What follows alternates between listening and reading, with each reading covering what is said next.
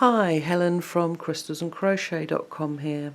In this video tutorial I would like to show you how to make the ruffle stitch. Okay, it's quite a raised and textured stitch, and it's one that I use in quite a lot of my designs because I just love the effect of it. Okay, so the ruffle stitch is made over 3 stitches. Okay, so anywhere that you're working a ruffle stitch will need to be a multiple of 3 stitches. And the first thing we're going to do is a single crochet into the front loop only of any of our double crochets. You need a double crochet here because we're going to work now 4 stitches around the post of this stitch, as well as that front loop single crochet in there. Okay, so the first one is a half double.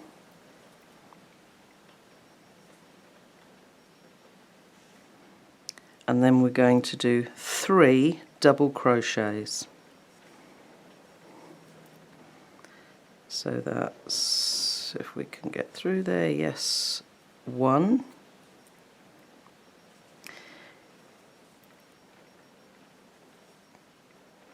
2 and 3. Okay, so in that one stitch we've now got 5 stitches. We've got a front loop single crochet which starts the ruffle stitch. We've then got a front post half double and 3 front post double crochets all around that same post and in that same stitch. What we're then going to do is skip this next stitch here, and we're going to front loop single crochet in this next one. And that is our ruffle stitch finished. Okay, so that you can see from the top, you've got a front loop single crochet, a skipped stitch, and then another front loop single crochet.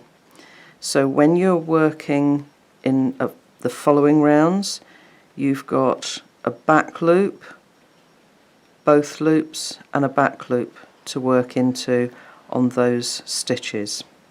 Okay, let me show you again, because this is the bit where a lot of people can end up running into problems. That is one ruffle stitch. The front loop single, those front post stitches, skip that stitch, and then another front loop single. That's one stitch. So when we start the next one, we start again with a front loop single crochet, and we're then going to do around the post of that same stitch a half double and then 3 doubles. That's 1,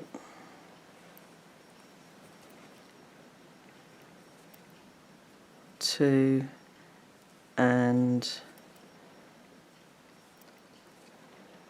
3, and you'll notice how I tend to fold my work so that my post is sitting horizontal here. It's much easier for me to work that way rather than keeping the work vertical. Okay, we're then going to skip that next stitch, and we're going to front loop single crochet in that next stitch, and there's our second ruffle stitch done. Okay, let me just zoom out a weeny bit. That's it. Okay, so again we start with a front loop single, and we're then going to make a front post half double and 3 front post doubles. That's 1, 2 and 3. We then skip the next stitch, front loop single into the next stitch. Okay, so we've got 3 ruffle stitches there, and you will always have 1 post in between and 2 posts under. So that is your 3 stitches that make up that ruffle stitch. Okay,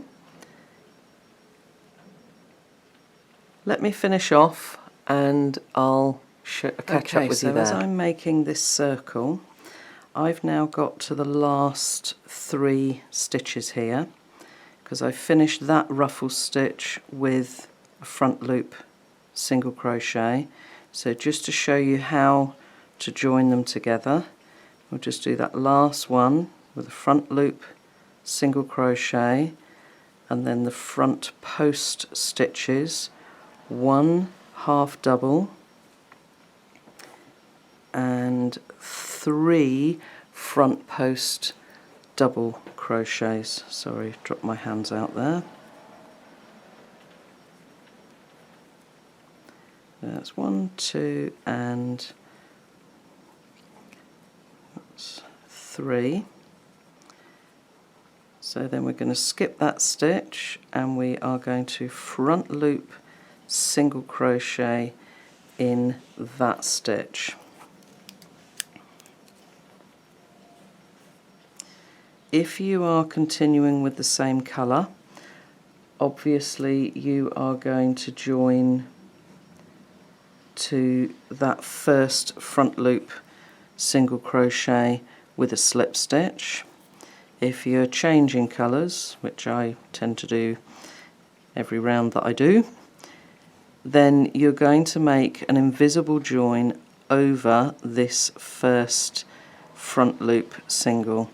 So you come into the half double, the front post half double, down through the back of that front loop single crochet and across into the other one.